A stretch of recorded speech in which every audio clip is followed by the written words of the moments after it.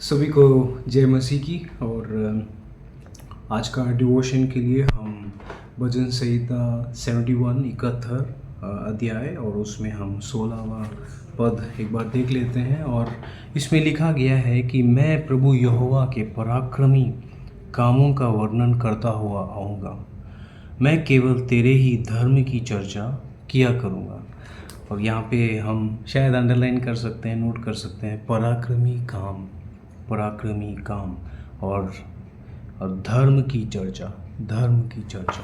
जब हम पराक्रम शब्द के बारे में सोचते हैं तो पराक्रम शब्द बल को दर्शाता है, शक्ति, ताकत के बारे में हम जानते हैं।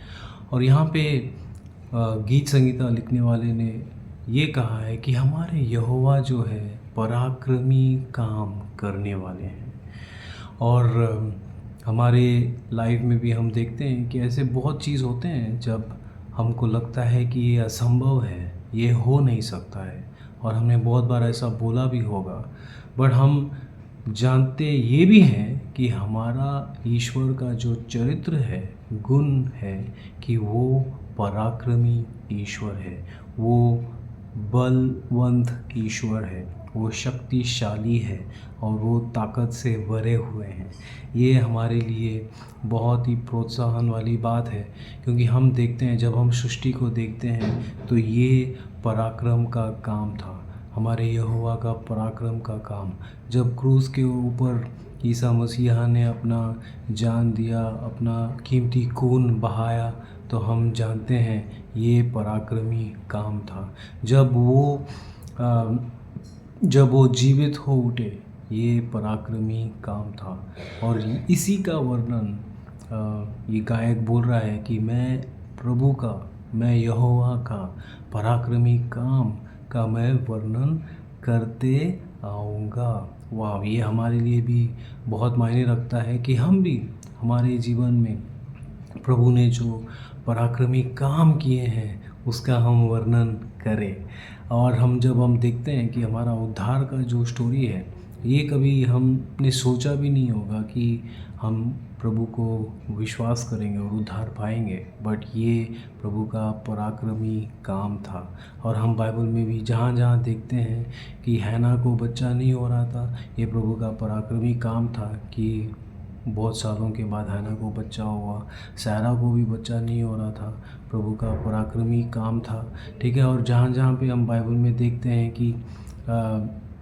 कि सेना इजरायली लोगों के पीछे चले आ रही है और वो बोल रहे हैं कि नहीं, अभी शायद हम मर जाएंगे, हमारे दुश्मन हमें खा लेंगे। नहीं, फिर भी पराक्रमी यहोवा उनके पास आता है और उनको बचाता है। ये पराक्रमी यहोवा हमारे साथ है, ये पराक्रमी यहोवा हमारे संग है। और हम ये भी देखते हैं, वहाँ पे लिखा है कि मैं केवल तेरे ही धर्म की चर्चा किया करूँगा। धर्म की चर्चा, वाह, चर्चा, हम बहुत चर्चा करते हैं, राइट। कोई बोलता है हम चाय पे चर्चा करते हैं, बट प्रभु का वचन बोलता है कि हम धार्मिक कथा के बारे में या धार्मिक चीज़ों के बारे में हम चर्चा करने वाले हैं, राइट। हम ये जानते हैं कि हमारे यहोवा में, हमारे ईश्वर में कोई अधर्म नहीं है, बट वो सबसे धर्मी है। और क्रूस की वजह से हम सभी को वो धार्मिकता प्रदान हुआ। दूसरा कोरिन्थियों का 5:21 ये बोलता है कि प्रभु यीशु ईसा मसीहा वो किसी पाप को नहीं जानते थे, बट क्रूस के ऊपर उन्होंने हमारे अधर्म को उनके ऊपर लिया और हम सभी को धार्मिकता का कवच अभी प्रदान किया है। रोमियो का 5:17 भी ये बोलता है कि अगर जो अनुग्रह को स्वीकार करता है और धार्मिकता को स्वीकार करता है, वो राज्य करेगा। धन्यवाद करते हैं हमारे ईसा मसीहा का, जिसके वजह से हमको धार्मिकता का चर्चा करने का ये बहुत सुंदर अवसर भी मिला है। तो जाने से पहले दो चीज़, हम हमारे यहोवा